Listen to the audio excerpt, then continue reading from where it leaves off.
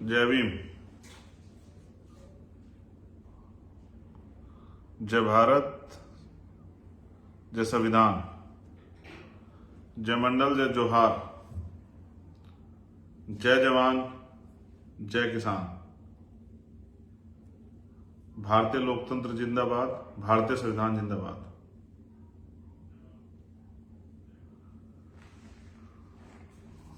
आज का ये विशेष लाइव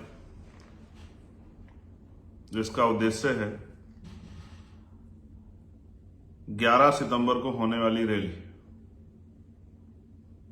एक आंदोलन जिसको हम लोगों ने तय किया है कि हमें ये आंदोलन अपने लोगों के हितों के लिए करना है, उनकी रक्षा के लिए करना है, उनको सही रास्ता दिखाने के लिए करना है। और पिछले महीने हम लोगों ने इसकी घोषणा की थी।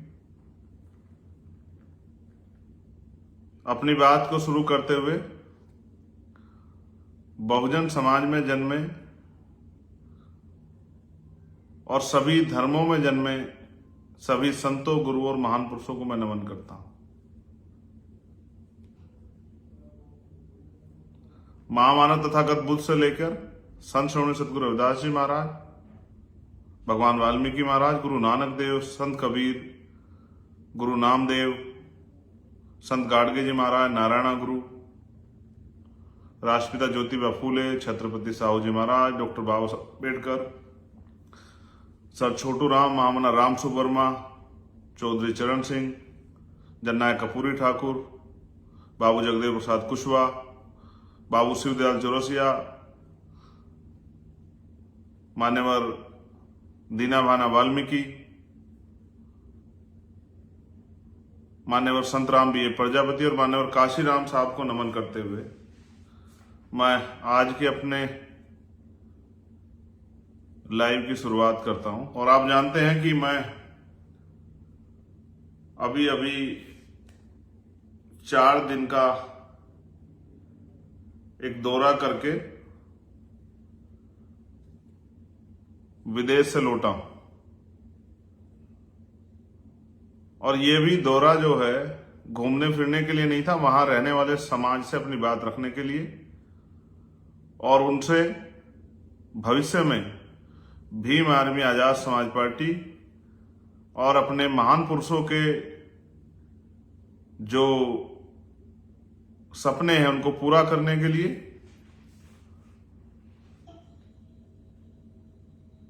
और जो आंदोलन हम लोग चला रहे हैं उस आंदोलन में योगदान देने के लिए मैंने अपने 4 दिन वहां व्यतीत किए। हजारों लोगों से मिला, अपनी बात को समझाया और वो लोग मुझे सुनते भी हैं। मैं बड़ा खुश हूं कि जब मैं वहां गया तो 99% लोग ऐसे हैं जो मेरी पार्लियामेंट के स्पीचों को सुनते हैं, जो मेरे लाइव को सुनते हैं और जो मुझसे बहुत प्यार करते हैं। वो आज भी मेरे लाइव को सुन रहे होंगे, बाद में सुनेंगे, चाहे वो ऑस्ट्रिया के हों, चाहे वो वियना के हों, चाहे वो इटली के हों, चाहे हमारे गुरु घर जितने भी थे जहां जहां वो मुझे मिले, चाहे बरगामो में मिले हों या करमोना में मिले हों या ब्रसिया में मिले हों। और आपको जान के अचरज होगा कि कितने ही कंट्रियों के लोग वहां पर आए, सिर्फ एक दिन की खबर में मेरे जाने की खबर सुनकर कि भाई आ रहा है हॉलैंड के से, पोलैंड से, स्कॉटलैंड से, नीदरलैंड से, इंग्लैंड से, स्विट्जरलैंड से,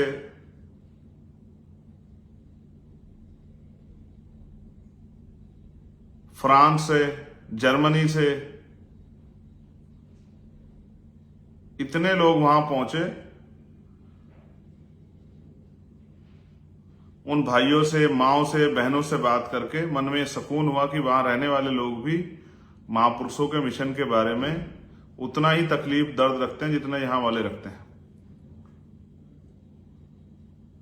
सम्मानित साथियों, 11 सितंबर का जो कार्यक्रम रखा था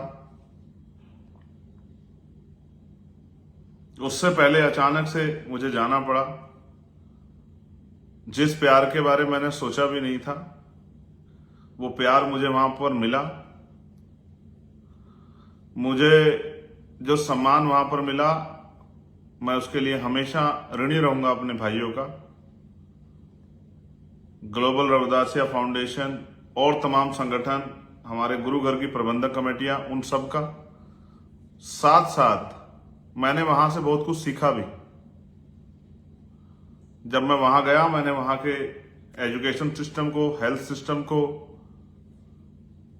वहां के रोजगार की व्यवस्था को, खेती की व्यवस्था को, वहां की सफाई व्यवस्था को, वहां के कर्मचारियों की समस्याओं को, या वहां के कर्मचारियों के जीवन को, आम लोगों के जीवन को किस तरह से वो लोग जीते हैं, इसको भी मैंने सीखा और समझने का प्रयास किया। जिस राज की बात हम करते हैं, बेगमपुरा राज, मैंने महसूस किया कि वहां का जो राज व्यवस्था है वो बेगमपुरा जैसी है। वहां लोग खुश हैं। लेकिन मैं मानता हूं कि हमें भारत में भी ऐसे ही अवसर और ऐसी ही व्यवस्था तैयार करनी है। वहां हमारे लोग खुश हैं, ये अच्छी बात है, लेकिन भारत में भी गरीबों, किसानों, कमजोरों, मजदूरों, महिलाओं, नौजवानों की जिंदगी में सुख, सुविधा और सम्मान आए, इज्जत की रोटी, साफ स्वच्छ कपड़ों के साथ जीवन यापन, सुकून की छत के नीचे, पीने के लिए साफ पानी की व्यवस्था, झूठ द्वेष से दूर, अपने अधिकारों जिम्मेदारियों के प्रति जागरूक, अच्छी पढ़ाई व्यवस्था, अच्छी रोजगार व्यवस्था, अच्छी स्वास्थ्य व्यवस्था के साथ एक आदर्श भारतीय का जीवन जीने के लिए तैयार होने योग्य बनाने के लिए भी हमें इधर भी काम करना है। मैं डॉक्टर बाबा साहब अम्बेडकर की उस बात को याद करता हूं कि हम प्रथम और अंत्य भारतीय हैं। मैंने वहां भी कहा, ऑस्ट्रिया, वियना, यूरोपियन कंट्री में जाके, कि मुझे गर्व है कि हम भारतीय हैं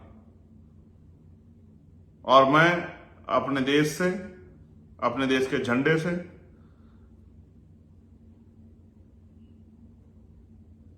उतना प्यार करता हूं जितना एक बेटा अपनी मां से करता है।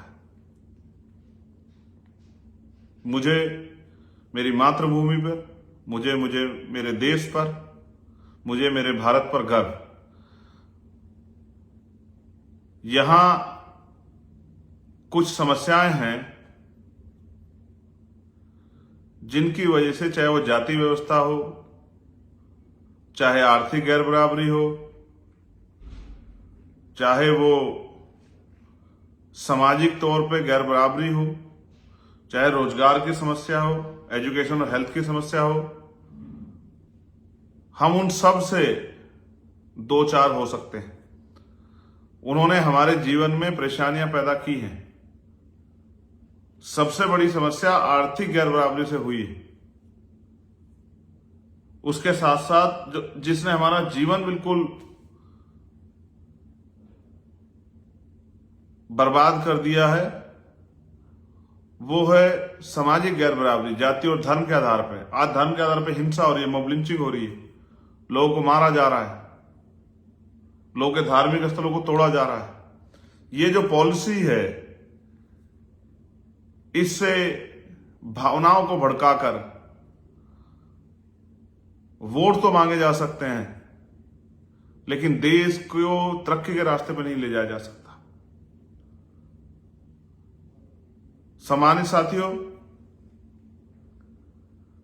11 तारीख को जो रैली होनी थी, उसको अटकाने के लिए, उससे भय खाके सरकार और सरकार के सहयोगियों ने एड़ी चोटी के जोड़ लगाए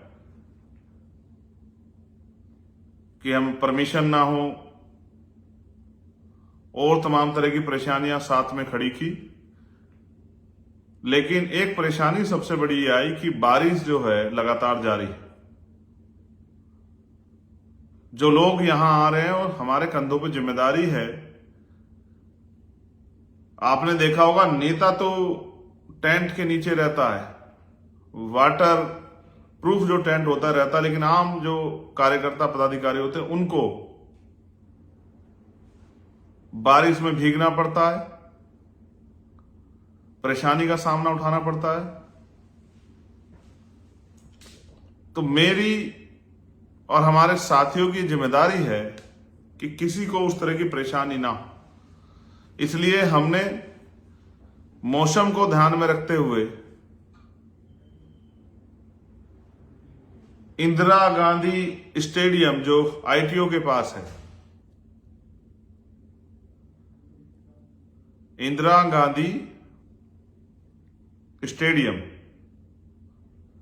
जो आईटीओ के पास है, वहां पर इस अपने कार्यक्रम को सफल बनाने की व्यवस्था की है। जो कार्यक्रम पहले हमारा रामलीला मैदान में होना था, अब वो कार्यक्रम आप सबके सहयोग से indoor stadium Indira Gandhi stadium जो है, जो आईटीओ के पास है, उसमें होगा बहुत जल्द, कल सुबह तक। और आज लेट नाइट में उस कार्यक्रम की लोकेशन यूपी से आने वाले लोगों के लिए, जो गाजियाबाद के रास्ते आएंगे, जो हापुड़ के रास्ते आएंगे उनके लिए, जो नोएडा से होके आएंगे उनके लिए, जो हरियाणा से होके आएंगे उनके लिए, जो प्लेन से आएंगे उनके लिए, जो ट्रेन से आएंगे उनके लिए, जो बसों से आएंगे उनके लिए।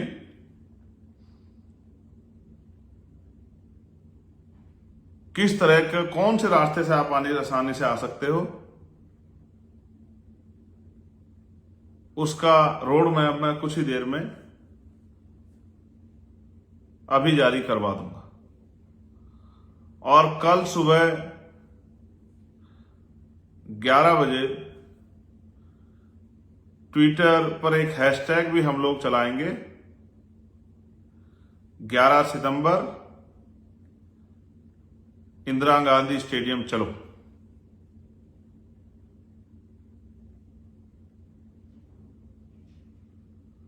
11 सितंबर को मैं पुनः आपसे अपील करता हूं कि आप ज्यादा से ज्यादा संख्या में इस कार्यक्रम, रैली, संघर्ष आंदोलन का हिस्सा बनने के लिए इंदिरा गांधी स्टेडियम पहुंचे।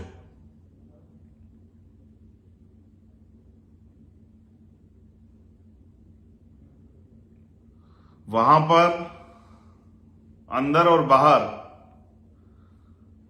सभी के लिए हमने व्यवस्था की है कि आसानी से हमारी बात हमारे आने वाले बहादुर योद्धाओं तक पहुंचाए। मैं पुनः आपको याद दिलाना चाहता हूं, 11 सितंबर सुबह 10 बजे इंदिरा गांधी स्टेडियम, आईटीओ के पास, दिल्ली। मैं आप सबका इंतजार करूंगा। हमेशा की तरह, जिस तरह अभी तक आपने इस आंदोलन को सींचा है और मुझे हमेशा से आगे बढ़ाने का, आंदोलन को आगे बढ़ाने का काम किया है, मैं भीम आर्मी आजाद समाज पार्टी के साथियों को कहूंगा कि वो घर ना रहें, एक दिन इस संघर्ष में अपना योगदान अवश्य दें। इसलिए ज्यादा से ज्यादा संख्या में इंदिरा गांधी स्टेडियम, आईटीओ पहुंचकर इस आंदोलन को सफल बनाएं। जय भीम, जय जोहार, जय मंडल, जय विज्ञान, जय भीम, जय भारत, जय संविधान। आप सभी के लिए बहुत बहुत मंगल कामनाएं और आशा और उम्मीद कि हमेशा की तरह आप इस आंदोलन को भी सफल बनाकर विरोधियों को मुंह तोड़ जवाब देंगे। मैं चंद्रशेखर आजाद, आपका भाई, आपका बेटा, आपका कार्यकर्ता, आपका इंतजार करूंगा। धन्यवाद।